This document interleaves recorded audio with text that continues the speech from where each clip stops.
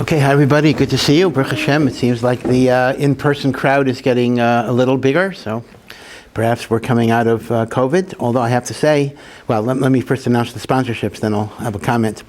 The shir tonight is sponsored, again, Le'iloi Neshamah of Binyamin, Yisroel, and Shlomo HaLevy, Alav HaShalom, a very courageous young man that we daven for a very long time.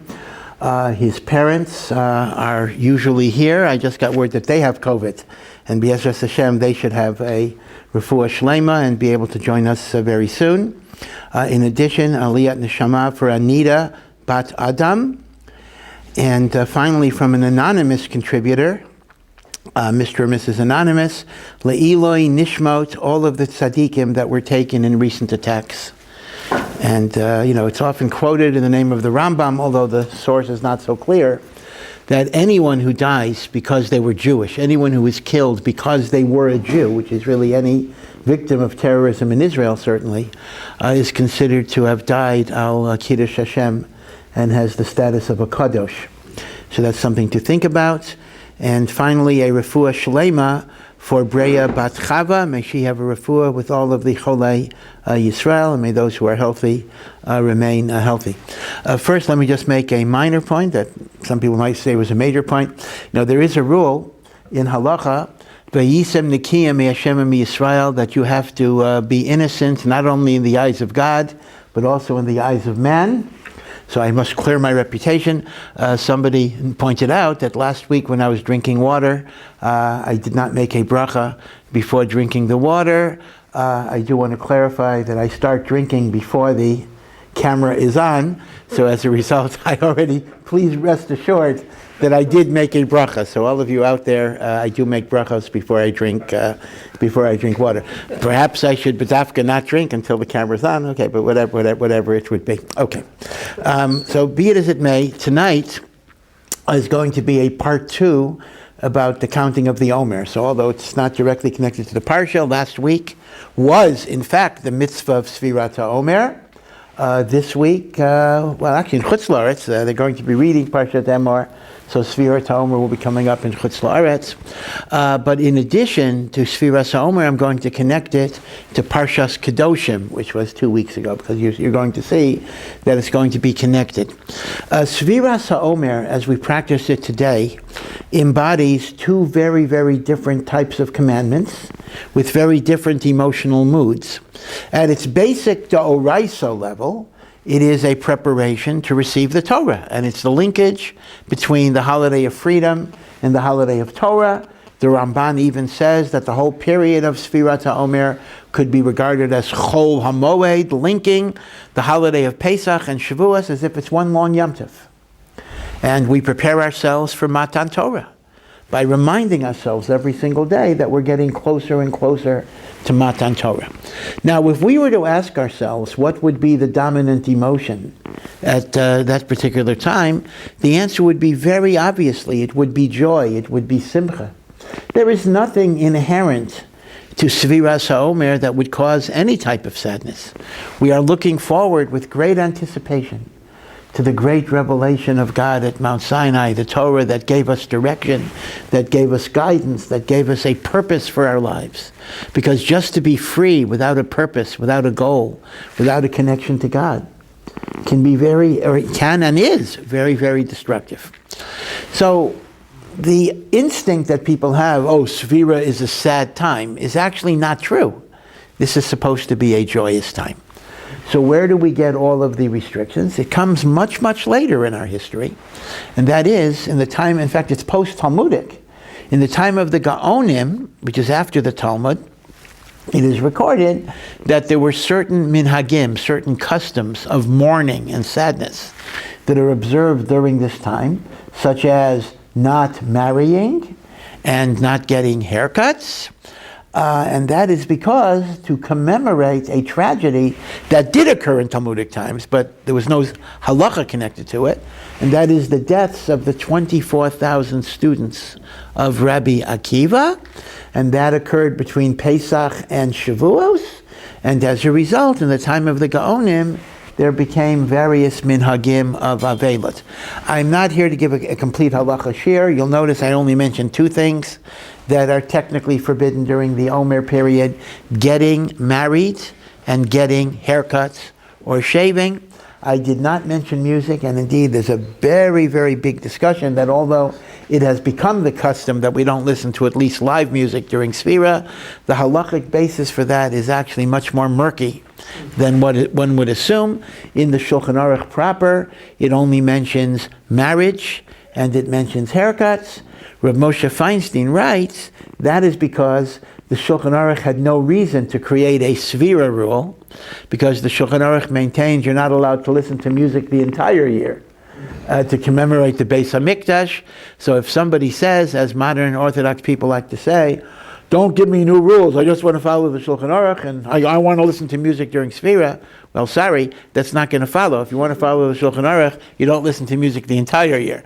Answering music during Sfira, or the 3 weeks, is a leniency, not a stringency. Okay, be it as it may, I just do want to mention one particular halachic rule. I don't want to get into too many details, because it's very, very practical.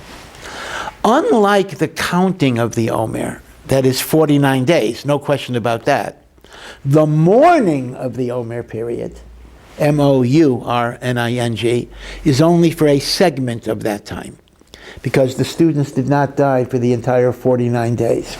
And as you know, undoubtedly, there are many, many variations of what days does one observe the mourning of the Omer. So let me mention very quickly the three most common minhagim. Minhag number one is you start from the second day of Pesach, and you go up to Lag BaOmer, and from Lag BaOmer onwards, everything is permitted. Everything is permitted from Lag BaOmer onwards. That's minhag number one. Minhag number two is you do not start your mourning in the month of Nisan, because Nisan is a happy month. So you start from Rosh Chodesh Iyar, which is 2 days, and you go up until the 3 days before Matan Torah, which is the 3rd of Sivan. And Lag BaOmer is a hiatus, so Lag BaOmer is mutter, but the Avelot resumes after Lag BaOmer until the 3 days before Shavuos, the 3rd of Sivan, and then it's mutter.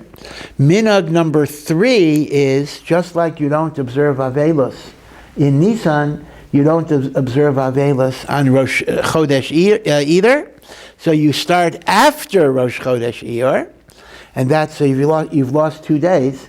So you go until Erev Shavuos, the 5th of Sivan, with again Lag BaOmer being a hiatus. Okay, so our three most common minhagim is second day of Pesach until Lag BaOmer onwards, everything is okay. Second minhag is starting from Rosh Chodesh Iyar until the 3rd of Sivan. But again, Lag BaOmer itself is okay. And the third minhag is starting after Rosh Chodesh Iyar, going until Erev Shavuos. Once again, Lag BaOmer is okay. Two more minhagim that you should be aware of is the Arizal's minhag is you keep Avelos for 49 days. With Lag BaOmer being an exception. And finally, there is the minhag of Sfardim that is recorded by Rav Yosef Karo, that Lag BaOmer doesn't interrupt anything. You go through Lag BaOmer, and weddings and haircuts are permitted from Lad BaOmer, the 34th day of the Omer onwards. Okay, 5 minhagim. Whatever your minhag is, you follow your minhag. But one very important question, and this is the one practical question I want to raise, is what if I am invited to a wedding that is during my mourning period, but it's not during the mourning period of the chassan and the kala? The example would be, let's imagine that a chassan who's getting married goes from second day of Pesach up until Lag BaOmer, but he couldn't reserve the wedding hall on Lag BaOmer, so he's getting married after Lag BaOmer. So for the chassan and the kala, that is a permissible marriage because they only keep avelot until Lag BaOmer. But let's imagine I'm a person who starts from Rosh Chodesh, or I start after Rosh Chodesh, and even though Lag BaOmer gives me a break, but once it's after Lag BaOmer, I am subject to the laws of mourning. So what do I do if I'm invited to the wedding of a friend or a relative, which for them is after their Avelis, but for me it's within my Avelis? So what's interesting is people ask the question the wrong way. The typical way people ask the question is, can I change my minhag from year to year? That is actually a complicated question. I'm not going to answer that. I just want to share with you a psak of Rav Moshe Feinstein. Rav Moshe Feinstein says you don't have to change your minhag at all, because there is no halacha in Sfira that you're not allowed to go to a wedding. The halacha of Sfira is you're not allowed to get married. So as long as you are not the chassan or the kala, you are perfectly free to go to a wedding. This is to be distinguished from the laws of Avelos. When a person is mourning over a parent, then the halacha is you're not allowed to go to a wedding, so we have to talk about heterim, doing work, or whatever it is. But it's very, very interesting. In Hilchos Avelos, the emphasis is not attending a wedding. In Hilchos Sfira, it does not say you cannot attend a wedding. It simply says you cannot get married. So Rav Moshe says, therefore, you are allowed to go to the wedding without changing your minhag. Now, the only question is, okay, so there's no problem in going to the wedding. That's fine. But what about the fact that I go to a wedding, I'm going to hear instrumental music? And the minhag is that we don't listen to at least live instrumental music during Sfira. So Rav Moshe says, once you're allowed to go to the wedding, then it's part of the mitzvah of making a chassan and kala rejoice that there be music. So you're allowed to be there and even dance. Perhaps that's less clear. And not only that, Rav Moshe says, but if you're a little unkempt, l'chavay the chassan and the kala, you are allowed to get a haircut before you go to that wedding. Now, the important part of this tshuva, this is actually a very practical question, this comes up a lot, is this has nothing to do with changing your minhagim. You can keep your avelos minhag and you'll still be allowed to do all of these things. So that was just one halachic issue I wanted to bring out because it does come up. We get invited to weddings. People will be getting married after Lag BaOmer.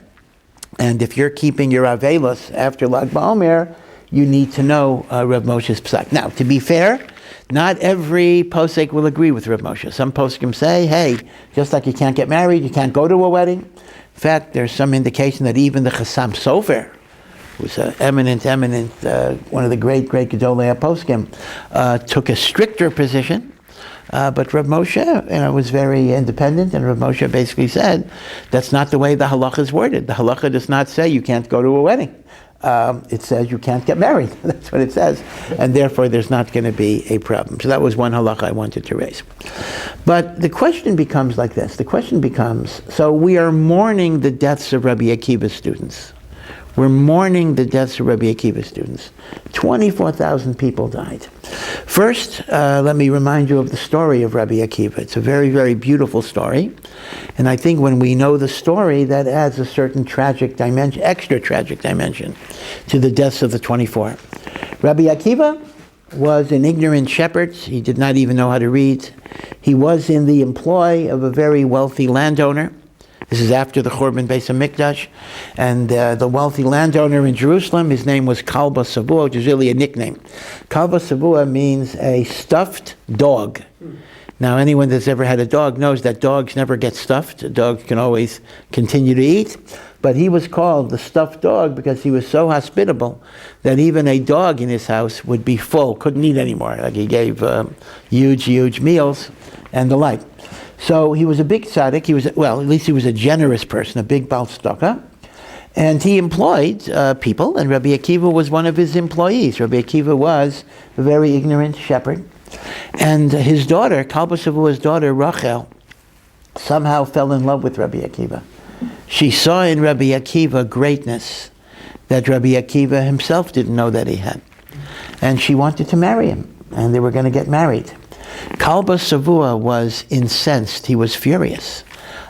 He's such a hush of a person, and she's marrying a lowlife, a person without education, without refinement, not even with wealth, without wealth as well, without connections. And he was so furious that he made a vow, excommunicating her from all of the wealth that he owned. He says, if you marry that man, you will get zero from me. And she married Rabbi Akiva, and she lived in poverty. And we know the story that she sent him to yeshiva to learn Torah. And he started off with the first graders, learning how to read, etc. And he learned Torah in Yerushalayim for 12 years, and it's recorded he did not even visit. Now, it's not clear if that is meant to be absolutely literally or not, but for 12 years he was away from home. And after 12 years, he came back to take a break. And he overhears his wife talking to a neighbor, and a neighbor says to her, what type of husband do you have who leaves you for 12 years? And she said, I would not mind if he would go back for another 12 years and learn Torah.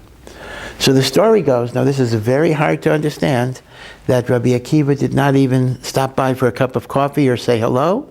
He went back. He went back for another 12 years. And after a total of 24 years, amazing thing, he came back. He was no longer the cheder child. He was the greatest rabbi of Israel. He was the great Rabbi Akiva, who had 24,000 students. The number 24 is obviously very significant here. 24 years, 24,000 students. In Kabbalah, it connects it to the 24,000 Jews who died in the plague with the Moabite god Baal Peor, where Pinchas was involved, and somehow these Neshamahs were a tikkun for that. But whatever it would be. And his wife had been living in poverty and deprivation for all of these years.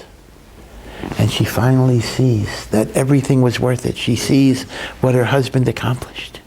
24,000, I mean, there's no yeshiva in the world that has 24,000 students today. All his students. And she comes to approach her husband. And the Talmidim see this raggedy woman kind of approaching, and they think she's crazy, and they push her away. And Rabbi Akiva utters the immortal words, Shali v'shalachem, all that I am, and all that you are, Shalah, belongs to her. So, just from a human standpoint, can you imagine the joy in her heart? Can you imagine the fact that all those years of suffering produced this result? But this was very short-lived. Those were the 24,000 students who died. Everything that she thought had been accomplished over 24 years of sacrifice was destroyed, was decimated. Now, just to finish the story at that point, though, Kalba Savua finally regrets mistreating his daughter for so many years. So he hears there's a great rabbi who came to town who might be able to annul his vow. He didn't know Rabbi Akiva was his son-in-law. So he goes to Rabbi Akiva, not knowing who he is, and he says, you know, many years ago I made a vow disinheriting my daughter from all of my property, and I would like to be released from the vow. So Rabbi Akiva asks him, if you would have known that your son-in-law would become a Talmid Chacham, would you have made the vow? So he says, a Talmid Chacham? If I would have known he would have known how to read, I wouldn't have made the vow. So Rabbi Akiva mattered the neder. He annulled the vow, and at that point, Rabbi Akiva and Rachel were able to share in some of the wealth of Kalba Savua. But shortly afterwards, the 24,000 students of Rabbi Akiva died. Tremendous, tremendous tragedy. But here's the question. So every single year, we mourn the deaths of 24,000 students of Rabbi Akiva. Every single year. This is the mourning of Sfiras Omer. So the obvious question is, okay, of course this is a tragedy. One Jew dying is a tragedy, of course. But frankly, we've had worse. I mean, we've had Holocaust, Crusades. We've had more people than the 24,000 students of Rabbi Akiva. Why is it that B'dafka, I mean, we don't have 3 weeks of mourning or 6 weeks of mourning for the Holocaust? Why B'dafka do we observe Avelos for the Talmidim of Rabbi Akiva? And the answer is very simple. If the issue would simply be commemorating tragic events, then you're right. Why would I commemorate this event over and over again? But the difference is, this is an event for which we are given a definitive reason. Most tragedies in Jewish history, people speculate, people come up with reasons, but we don't know for sure. Here we know for sure. And the Gemara in Yevamos tells us, Chazal tell us, that the students of Rabbi Akiva died in a plague between Pesach and Shavuos. And the spiritual reason why they died in a plague is because they did not show proper honor to each other. And therefore, we mourn not to grieve, we mourn to be cognizant of this flaw and try to specifically rectify it in our own lives. This is not a mourning of sadness or reminiscence. This is a mourning of tikkun, rectification. You see, you almost can't do it for other tragedies. Because the Holocaust, I could say, oh, the Holocaust calls upon me to do tshuva for X, Y, and Z, but how do I know if it's X, Y, and Z and not A, B, C, or whatever it would be? In other words, we don't know. Obviously people give reasons. Victor Miller, Rabbi Miller, gives this reason and that reason, and we can talk about it. But this is the only tragedy, other than the Churban Beis HaMikdash itself, which is another thing, in which we are given definitive reasons. The students of Rabbi Akiva did not show proper kavod to each other, and 24,000 of them die. And the Gemara says that Torah was almost totally destroyed from Israel. There were 5 Talmidim that Rabbi Akiva got later, and the whole Torah, Shel Peh, was reconstituted from those 5 students. Imagine, Torah is hanging by a thread. So, here's the question. Okay, you don't show proper kavod to somebody. Do you deserve to die for that? Is that something you die for? 24,000 people died because they didn't show proper kavod? And second of all, what does it mean they didn't show proper kavod? Rabbi Akiva was the greatest rabbi in Israel. One has to assume that if you're a student of Rabbi Akiva, you're a great person. Rabbi Akiva didn't take anybody off the street in his yeshiva. So these are 24,000 students who are eminent, who are Talmidei Chachamim, who are ready to be the leaders of the next generation. Now, how did they behave? They didn't show proper kavod. If you were to zoom in at the time, is one saying, oh, you're an idiot, get out of line. He pushes him out of line and knocks him down and punches him out. Of course not. The assumption has to be that if I could take a video of the students of Rabbi Akiva, everything externally would look perfectly fine. Derech Eretz, Menschlichkeit, all of the halachas were observed. It's pashut that way. We're not going to assume that the students of Rabbi Akiva were behaving like a bunch of, rude adolescent kids in a high school. So what is it that they fell short in, and why should that result in their deaths? So the key is to understand an insight of Rav Hirsch. Kavod. They didn't show kavod for each other. Now kavod is honor, respect. But Rav Hirsch points out that kavod is connected etymologically to kaved. Now kaved means heavy. Kavod, Rav Hirsch says, is not about being polite to somebody. I could be polite to you, but the truth is I'm doing it as noblesse oblige, meaning, this person is a nobody, but I'll be nice to him because I'm a good guy. Kavod is when you see the weightiness, heaviness, not in the sense of weight, but in the sense of gravitas. You see the significance of a person. You see the chashivas of a person.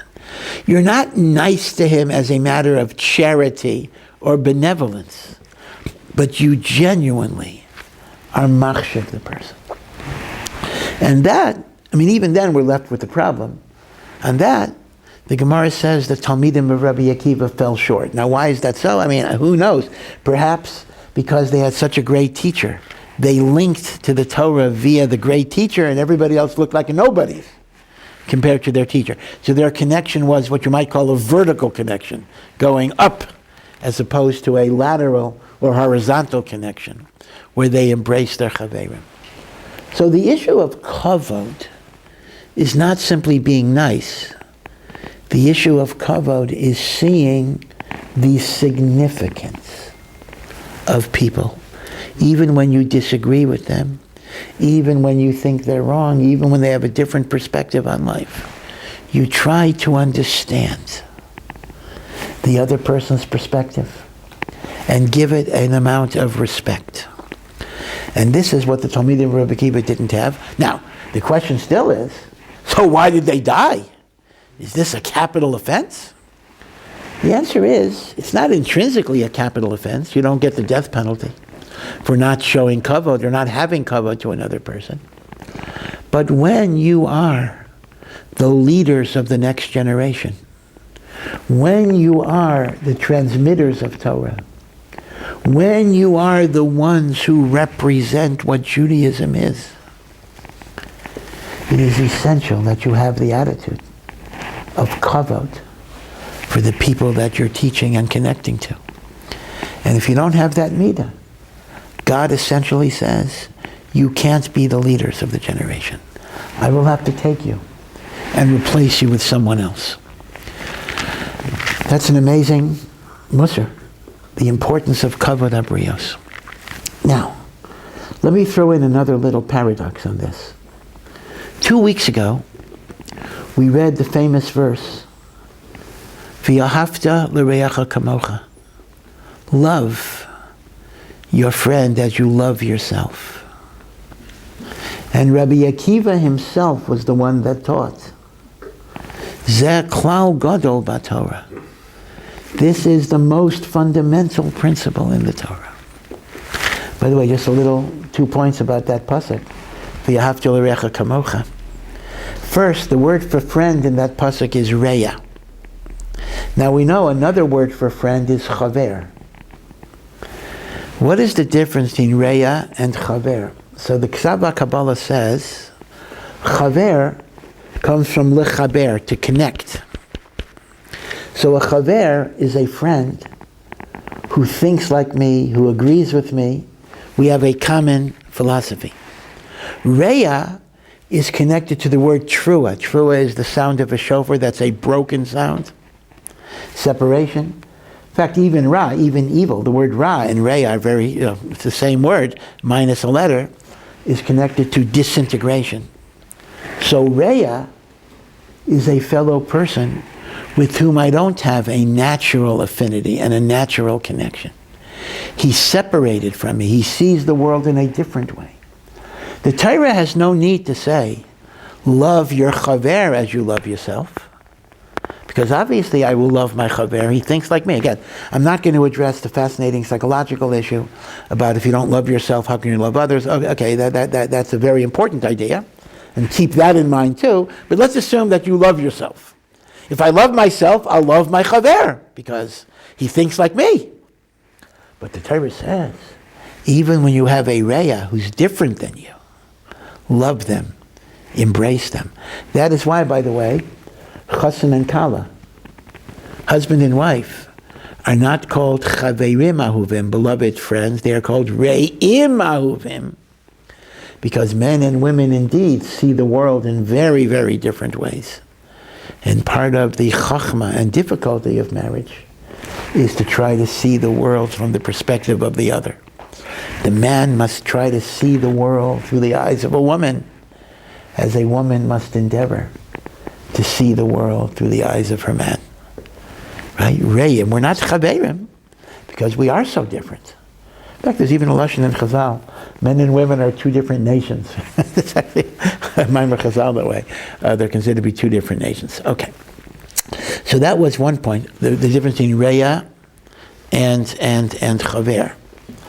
The second point of that pasuk I want to bring out, though, is that why did Rabbi Akiva say, "V'yahavta l'reacha kamocha izeh klal gadol b'Torah"? The Chassam Sofer says a beautiful thought. Rabbi Akiva is speaking based on his own life, because there is a relationship here. Love and kavod, we need to identify them, because you might think they're two different things. Ava is love. Kavod is respect, honor. You might think they're two different things. I could love you and not honor you. I could honor you and not love you. But in reality, there's a very deep and profound connection between love and kavod. The Vilna Gaon says, all true love that is not based on infatuation or sexual desire is based on a recognition of the divine qualities of the Neshamah that are in the other person. Why do I love somebody? I can have a lot of reasons. I can love somebody because of their kindness. I can love somebody because of their wisdom. I can love somebody because of their patience. I can love somebody because of their sense of humor. The Vilna Gaon says, what you really love is you love the qualities of God that are imprinted in their neshama. And just like different people are attuned to different frequencies, so we sense different aspects. I mean, God is infinite, but each of us sense and respond to different types of qualities of God. In other words, I receive different qualities. So the Vilna Gaon says remarkably, all human love is essentially love of God. I love the qualities of godliness that are manifest in that soul that I can appreciate. Therefore, true love presupposes a deep respect and regard for the other person. Because if I don't sense the godliness of their souls, then the most my love can be is infatuation or sexual desire or something like that. So love and kavod are inextricably linked. You see, because love is a sensitivity to that which is significant in that person's neshama, that which is godly in their neshama. So the Chassam Sofer says, Rachel saw greatness in Rabbi Akiva. She saw not just his brilliance, even though he was an uneducated person, but she saw his spiritual stature. And she loved him because she saw his greatness, which was a greatness that he didn't even know he had. In fact, it's very interesting. Rabbi Akiva describes in later years, he describes what his feelings were when he was an Am Ha'aretz, an ignorant man. And he said he hated Talmidei Chachamim. If he would see a Talmid Chacham, he would bite him. And he says, not like the bite of a dog, but like the bite of a wild donkey that breaks the bones.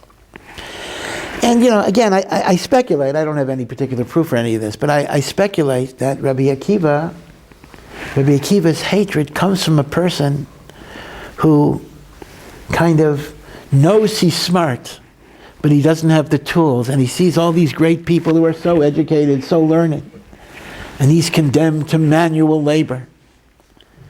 And he doesn't really have a sense of what he is, but subconsciously there's kind of a sense of what he is. And if you think about the scenario, because the truth of the matter is, in real life you sometimes have that situation. You can have a person who might be a janitor, who might be very lowly, but may have tremendous intelligence, but no way to express it, no training how to express it, no opportunity to express it. And that can create a tremendous sense of anger and resentment. So Rabbi Akiva was kind of like, he wasn't a kid, but a kid at risk. And it was Rachel who unlocked his greatness. So the Chassam Sofer says, when Rabbi Akiva says, V'yahavta l'recha kamocha, is a klal gadol b'Torah, it doesn't just mean it's a fundamental principle of the Torah, but it's a fundamental principle in bringing out a person's Torah greatness. It was the love she had for me, which was predicated on seeing my greatness, that brought me to Torah. It's a beautiful point. So, with this introduction to that pasuk, this compounds the question even more. So if Rabbi Akiva teaches, V'yahavta l'recha kamocha, is a klal gadol b'Torah, number one. Number two, if the ahavta presupposes kavod, seeing the goodness in the other, because that's the connection of love and kavod, then when Rabbi Akiva taught the primacy of ahavta l'recha kamocha, that included the notion of seeing the kavod in the other person. So that makes things even worse. So how could the 24,000 students be guilty of not having kavod Salazar if that was indeed the primary teaching of Rabbi Akiva? The truth is, I don't have a great answer to this. The answer would be that God judges us according to our madrega. In other words, precisely because they had a teacher who taught this to the highest possible level, God holds them accountable to the highest possible level, meaning it could be that they were doing this, but they weren't doing it the way Rabbi Akiva was teaching it. Perhaps after they died, he came to save them. That's an interesting question. The question is, when did he make that statement? That is a very interesting. V'ahavta l'recha kamocha is a zeh klal gadol b'Torah, so he was saying maybe that was Rabbi Akiva's response to the tragedy. It could be. You're highlighting an interesting issue, and that is we very rarely have precise dating for when various statements were made, so it's very hard to reconstruct were they said in response to a particular event or not. Again, so I'm really just throwing out different things that one can ponder. By the way, I can't help but also add a little kind of a famous Hasidic joking word, but it's really, really very, very cute, and it actually has a strong truth to it, even though it's kind of a joke. There was a famous Hasidic Rebbe, the Apter Rav, the Rav of Apto, and he wrote a sefer on Chumash that's called Ohev Yisroel, and he was also known as the Ohev Yisroel. And he made the point that every Parsha in the Torah has lessons about Avas Yisrael. So somebody asked him, let's take a Parsha like Balak, we're going to read later in the summer. Balak was going to curse us. Where do you see Avas Yisrael? Now, I have to admit, I don't even understand the question, because when Bilam's curses turned into blessings, there's plenty of beautiful things about the greatness of the Jewish people. So they say with Hasidus, the question doesn't have to be good. It's really just an excuse to give an answer. All right. So this is what the Apter Rav said. Avas Yisrael in Parshas Balak, for sure. The Parsha begins talking about a guy called Balak. Vez Lamed Kuf. So the Vez, Rashi Tevas, is Via Hafta. And the Lamed is Le Reyacha. And the Kuf is Kamocha. So one of the Talmidim said, excuse me, Rebbe, it doesn't quite fit. Two of the three letters are wrong. Via Hafta is a Vav, and Balak is a Vez or a base. Okay, L'Reyacha is Lamed, that's correct. Kamocha is Chaf or Kaf, and this is Kuf. How can you say Balak is Rashi Tevas, V'yahavta l'recha kamocha? So the Apter Rebbe said, that's the point. When you have Avas Yisrael, you don't look so closely at things. You're looking so closely. He says, you don't have to look so closely at things that aren't perfect, right? Look with a kindly, generous eye. It's a joke, but it's a very beautiful thought that, what am I paying so much attention to? This not right, and this is not right, and this is not right. I should look at people in a good, generous, kindly way, and then I will love them. I will love them even with their mistakes, because I make so many mistakes. And that's true for all of us. Again, we're not dealing tonight with the issue of fighting and opposing false ideologies. I mean, of course, there are times that we have to speak out against things. Certainly there are times.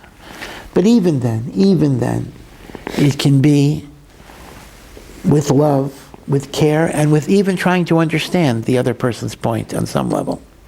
It's an amazing thing. I mention this pasuk all the time, almost every other week. I'll mention it again. Kamayama Lopez, as water reflects the face that you put into the water. Right? I smile at a reflecting pool of water, I see a smiling face. I frown, I see a frowning face. Kain leifa adam li adam. A heart reflects back that which I show it. So if I show even the people I disagree with I show them respect, I show them I understand their point, then they will understand me as well. They will come to understand me. They will be open. I mean, I've seen this many, many times. I once had, I once had to debate a very, very famous American academic, and I was a last-minute substitute. I mean, I wasn't the main show, but the person who was supposed to debate this person couldn't show up, so at the last minute I was drafted. So the first thing I did was, and this guy was ready for red meat. He was really ready to kind of demolish, orthodoxy and Torah and everything else. And the first thing I did was I acknowledged that a lot of his critique had validity. But. And that kind of absolutely radically changed the dynamic of the debate. It was no longer hostile. He began on his own to speak about the good points of things that I didn't say. He said, oh, you forgot to say, here's something else good about orthodoxy and good about Torah and the like. Because he was accepted. There was like a partial legitimation of what he was saying, and then he became open to all sorts of things. And this is simply Shlomo HaMelech Zeitza, Kamayama Lopez. Now, I'm not suggesting this merely as a debater's tactic, although it happens to be a very good debater's tactic. But I'm suggesting it as a reality. And there's a beautiful quote from Rav Kook. I didn't bring it in because I didn't know I would mention it.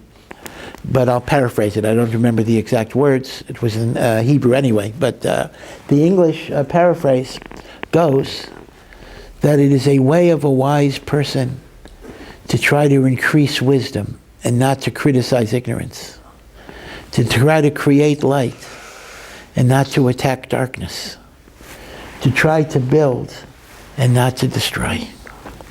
And in the course of doing those things, the evil can kind of get much weaker, and it also decimates. I mean, part of our problem in Eretz Yisrael is that we have the exact opposite type of debating strategy. And in fact, it's not even it plays out in religious secular, but the truth is it plays out in politics, it plays out, maybe it's a Middle East thing.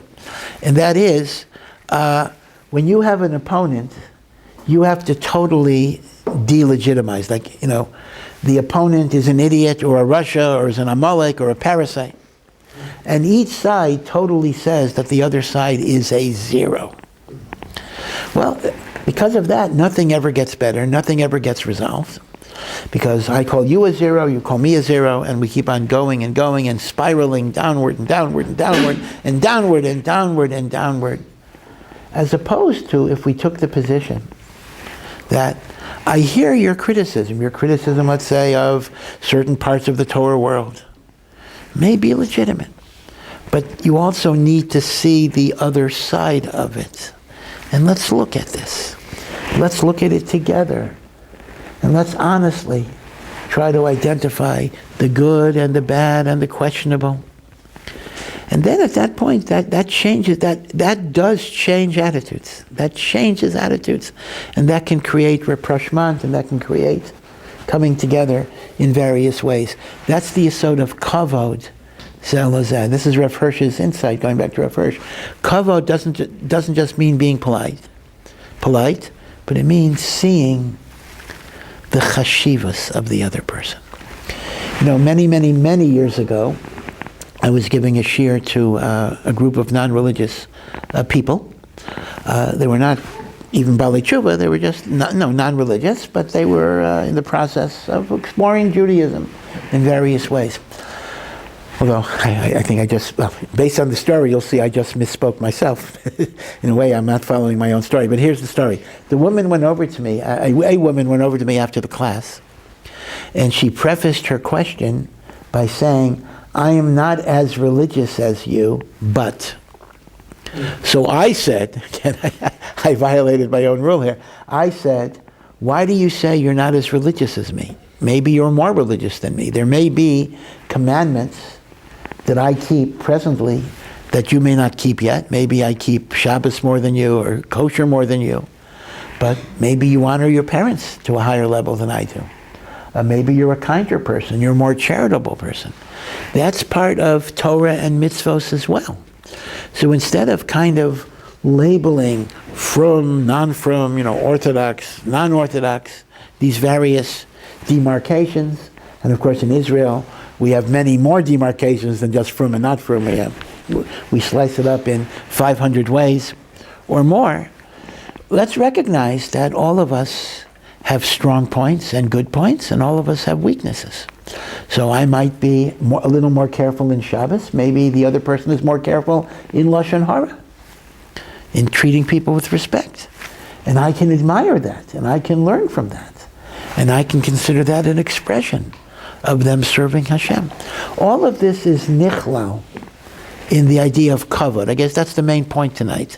That kavod is not simply an amorphous avas Yisroel, I love everybody. I just love everybody. That's okay. That's good too. That's good too. But kavod is a much more focused idea in which I strive to see the chashivas in people. And then they understand what it is that I'm trying to convey or teach or the like. By the way, Rav Chaim Shmulevitz says, this is the identical meaning of the mitzvah of kibud aviyim. You'll notice that the word that the Torah uses for my relationship to my parents in the Aseret HaDibros is honoring your parents. Rav Chaim Shmulevitz says that the mitzvah of kibud aviyim is not just behavioral, although the Gemara seems to describe it as behaviors. He says it is attitudinal. You must strive to identify within your parents qualities that are worthy of admiration and emulation. See their chashivas.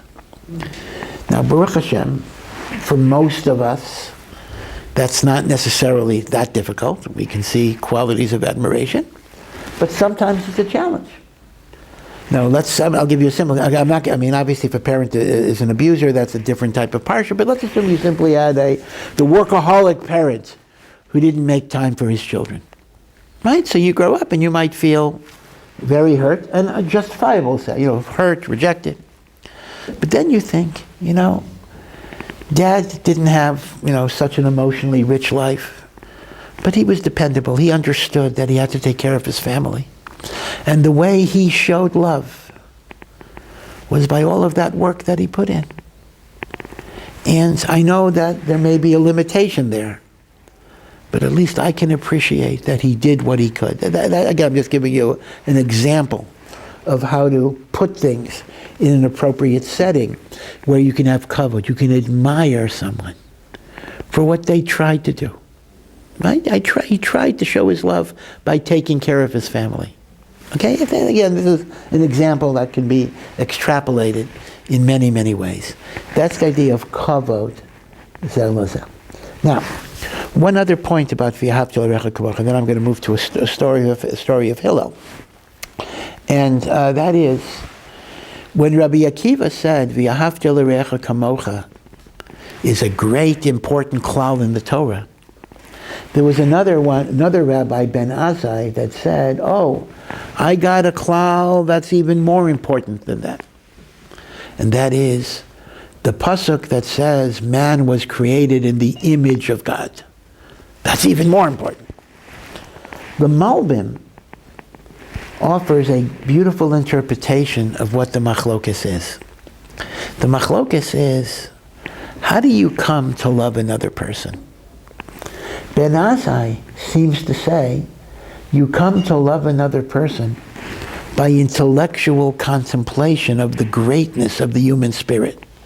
I look at you and I say, you're made in the image of God. God breathes his essence into you. And by that philosophical contemplation, I come to love. That's what Ben Azai is emphasizing. Rabbi Akiva says that philosophy only takes you so far, because you can love people by abstract thought. But when the rubber hits the ground and you're actually confronting people in real life, your philosophy is not going to take you very far. In fact, they tell the famous story about Leo Tolstoy. That Leo Tolstoy was not only a great novelist, but he was a social reformer. He wrote books against serfdom. against freedom of man, economic rights. This was in Tsarist Russia. But he himself was Count Tolstoy. He was a member of the Russian aristocracy, and he didn't treat his serfs that nicely. So somebody said to Tolstoy, Count Tolstoy, you are a great advocate for the freedom of man, the emancipation of serfs. Why do you treat your serfs poorly? So Tolstoy is said to have responded, just because I love humanity doesn't mean I have to care about people.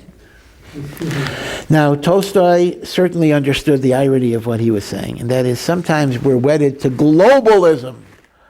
I want freedom, democracy, but we can't treat our next door neighbor or our spouse or our kids with decency.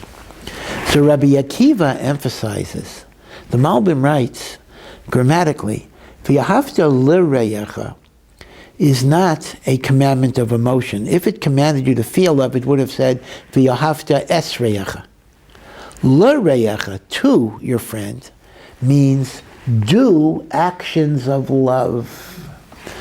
In other words, Rabbi Akiva says, instead of starting with the intellectual and emotional response, start with behavior. And it is the behavior that will bring you to the love. That's what Rabbi Akiva, v'yahavta l'reyecha, acts of love, acts of benevolence. As opposed to saying, my actions are a product of my emotions, Judaism very much believes that actions can educate the emotions. Actions can cause feelings to arise by virtue of that. Okay. But now, let's go to a famous story in the Gemara. And this is a story of a great rabbi who was before Rabbi Akiva. This is the story of Hillel. Right? There was a non-Jew, famous story, Masechet Shabbos. There was a non-Jew who wanted to convert to Judaism. And he first goes to Shammai, and he says to Shammai, teach me the whole Torah while I stand on one foot. And Shammai thinks that this guy is mocking him, so he kicks him out. Then the guy goes to Hillel, who was renowned for his patience and forbearance. There are many stories in the Gemara there about Hillel's patience. And Hillel says, I'll teach you the whole Torah while you're standing on one foot. Madasani lach, what is hateful to you, do not do to your friend. What you wouldn't want people to do to you, don't do to your friend. V'idach. And the rest of the Torah, Gzil Gemara, you can go and learn it later. This is the whole Torah on one foot. So there are two questions you can ask on this Gemara. Question number one is, what Hillel is articulating is often called the negative golden rule. He doesn't say, do unto others as you would like them to do unto you. He says the other way. He says, what you wouldn't want something bad to be done to you, don't do it to somebody else. Don't do bad things that would hurt you, don't do it to somebody else. In fact, Christian theologians like to contrast the Pharisaic attitude of Hillel to the much more generous and compassionate attitude of Jesus of Nazareth. And this is what they say. This is absolutely ridiculous. You'll see this in a moment. They say, Jesus, Yashka, called upon people, you shall love your friend as you love yourself. You must actually love. But the Pharisaic morality is, don't hurt people, but you don't have to care about them.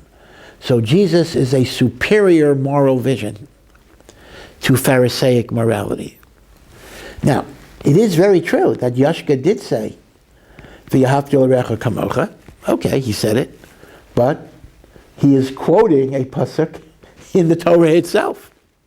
So that raises a good question. So now you have a good question.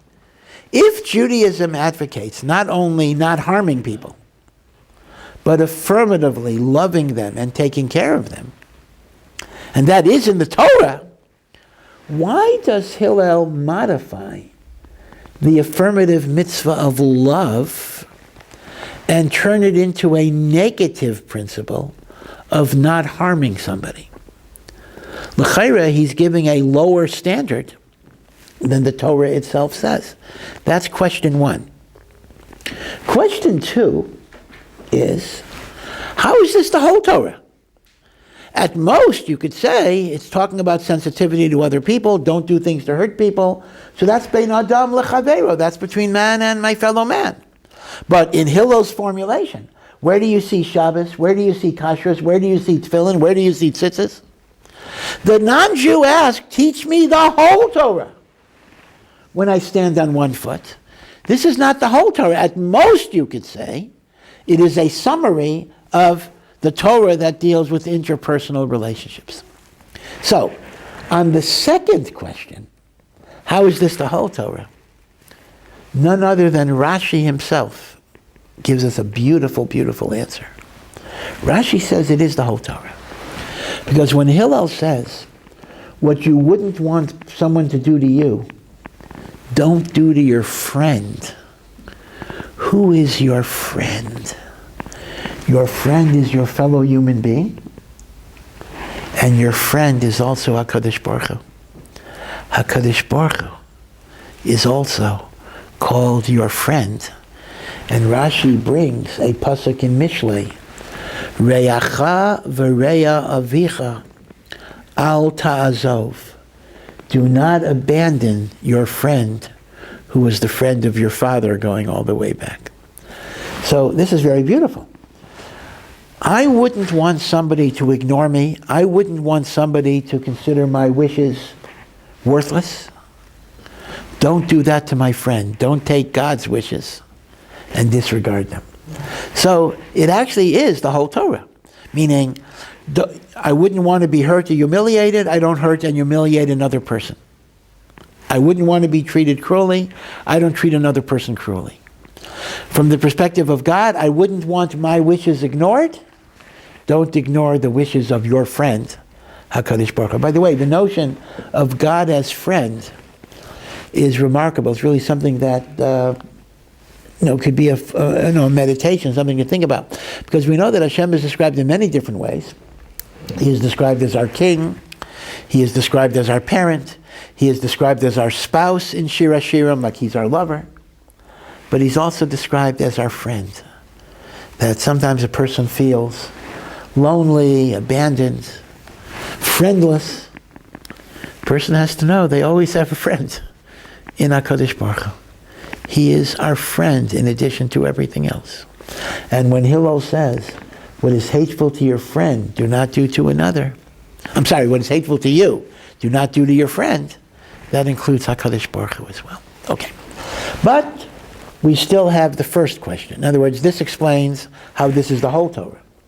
But why does Hillel express it in the negative? Why doesn't he say, love your friend as you love yourself, as opposed to what you wouldn't want to be done to you, don't do to another? Okay, like what is the point of Hillel changing the positive obligation of love to the negative obligation of doing no harm? So I'll give you two quick answers to this. Both of them, I believe, are in the name of Rabbi Yisrael Salazar.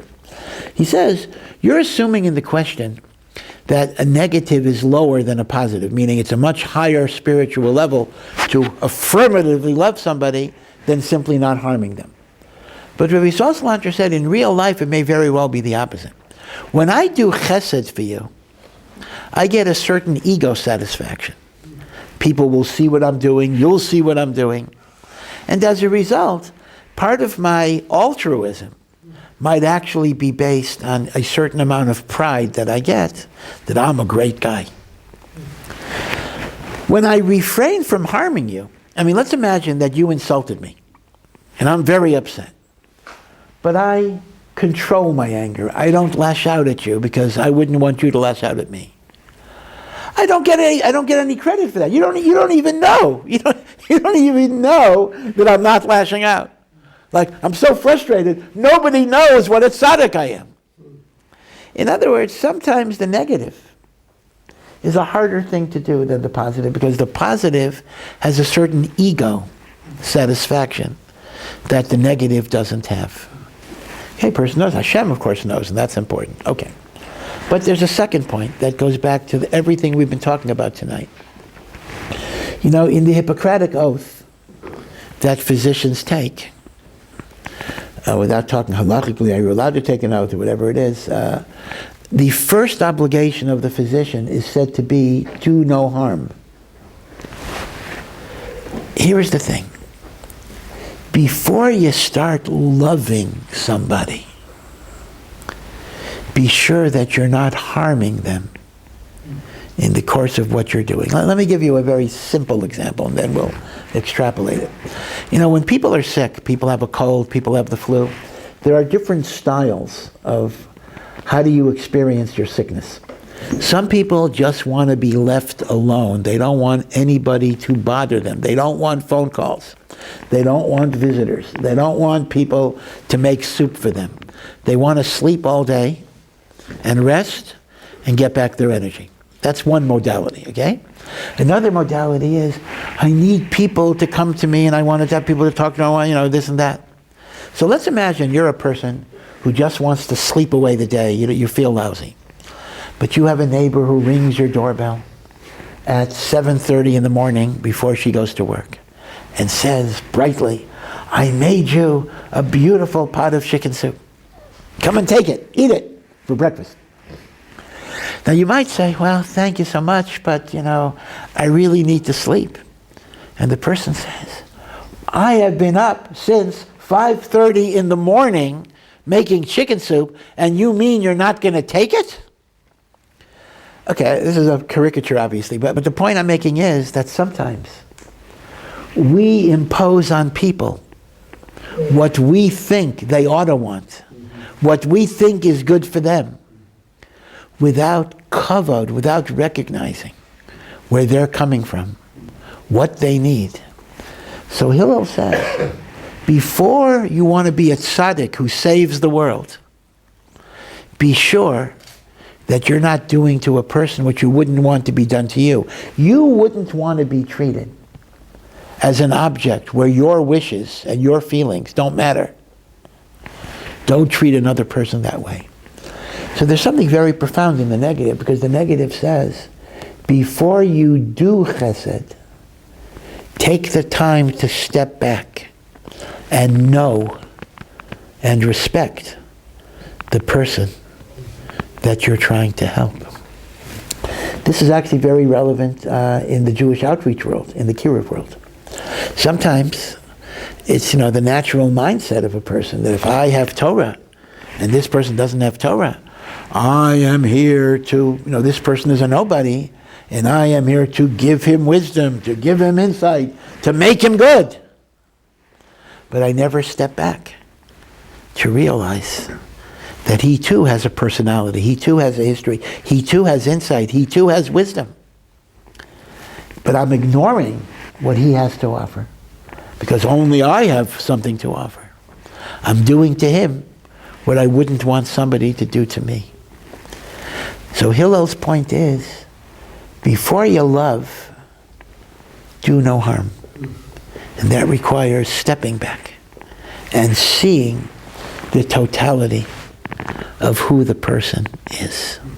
And that is the only way you will be able to be a positive influence. So there's something psychologically very, very deep in starting off with the negative. Because the negative, I'll give you another example. I once saw an advertisement for tzedakah. And it was a well-intentioned advertisement, but it rubbed me the wrong way, and I hope maybe you'll see the problem. It was talking about how important tzedakah is, and it says, you should look at an ani, a poor person, like your lulav or your esrog or your tefillin, that through them you're doing a mitzvah and you're gaining olam haba. The ani is a chefza shel mitzvah and must be treated that way. So I understand what that's trying to say, but you see the problem. That's basically saying, I'm looking at another human being and I'm saying, you are an inanimate object through which I'm going to gain my olam haba. That is totally ignoring the humanity of the person, the Neshamah of the person. You see? People are not objects. And people can't be regarded as objects through which I'm going to get my mitzvah. It's the opposite of kavod. Kavod is you see them in their totality. And that is what Hillel is emphasizing. Don't start doing chesed till you see you're dealing with a human being, with feelings and with needs and with insights. And when you can treat him in a way that wouldn't hurt you if somebody treated you that way, then you are ready to love them, take care of them, give them what they need. So we are exactly tonight as the actual, midpoint of Shavuos. I counted already, so that's why I can say the day 25. Right? So don't say, okay, I counted before the bracha. I made the bracha already. I have to, these days with internet, everybody is watching me like a hawk. So I have to always clarify my stance and everything.